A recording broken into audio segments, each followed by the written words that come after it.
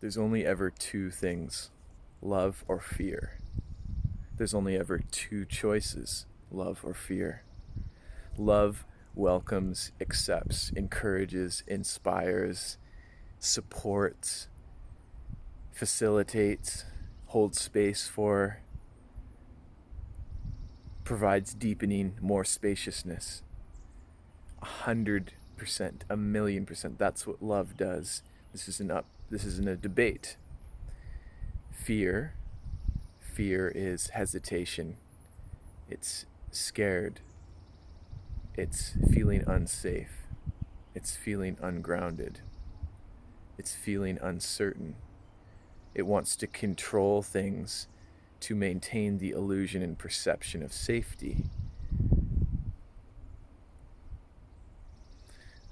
Once we begin to cultivate a momentous trust of love and or fear, we begin to create momentum in that direction.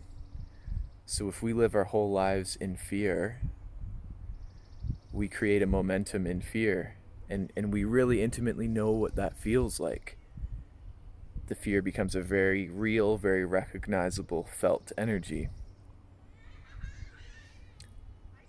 When we begin to move into love after experiencing fear for so long, and it's important that we experience it so we intimately know it beyond anyone else's description, we embody the knowledge. We feel the difference of the love energy, and it's like, whoa, what is this? This is a little scary, it's a little different, but it's totally accepting me and letting my wings fly free. I didn't feel this with the other energy.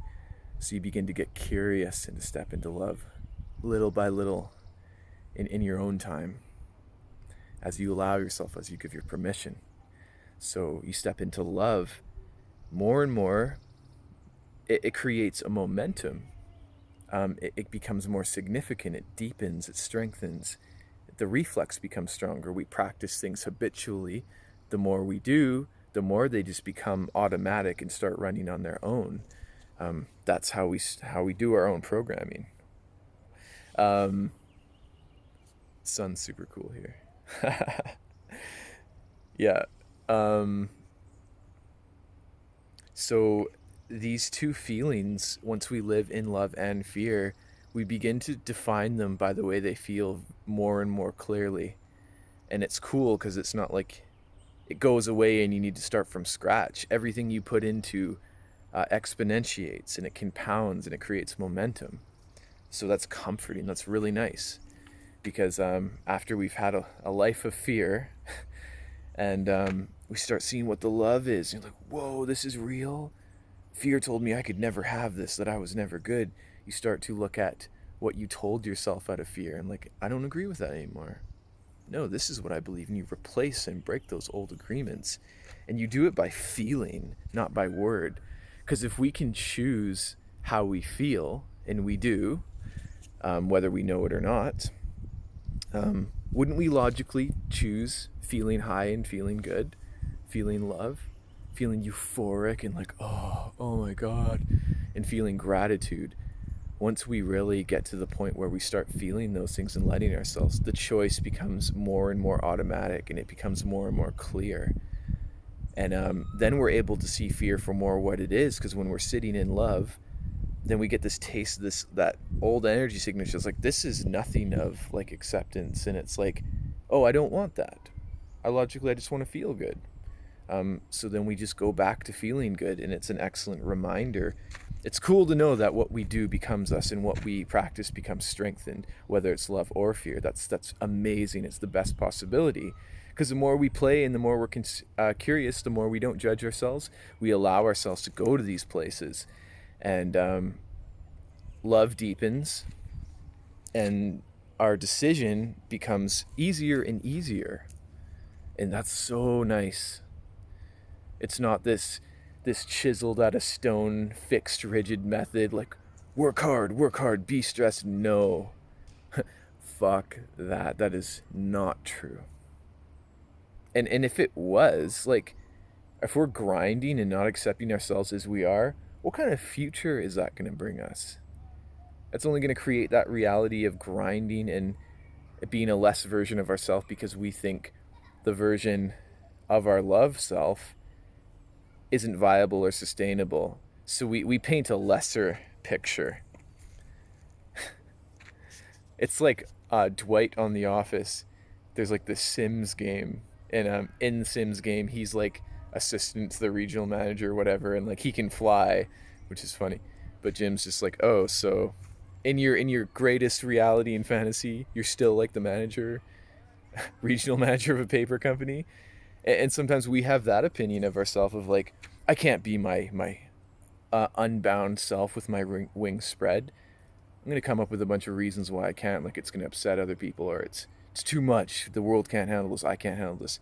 No, there's a really good phrase I've been looking into is how good can I handle it?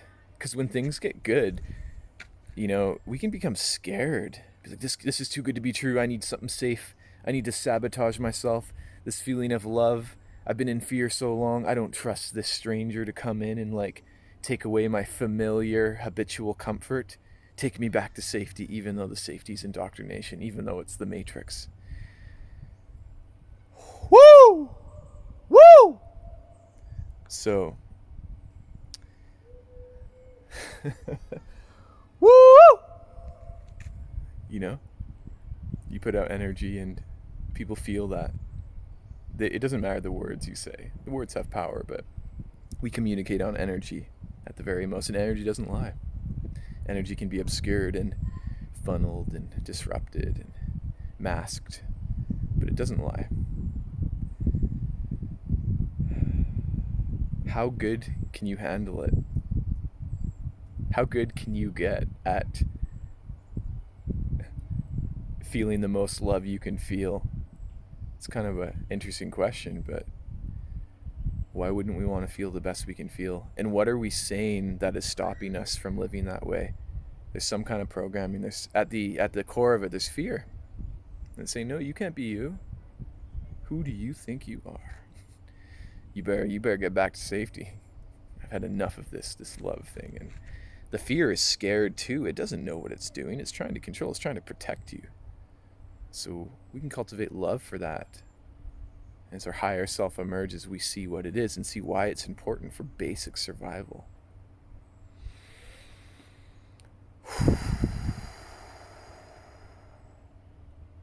A lot of love to you today from me.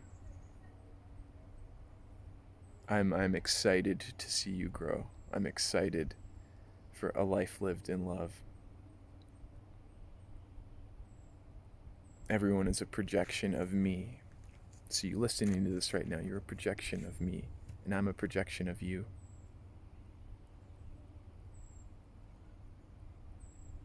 Can we look past the trivial differences we make, our self-limiting beliefs rooted in jealousy and fear that we can't accept, and we can't know that a reflection is us?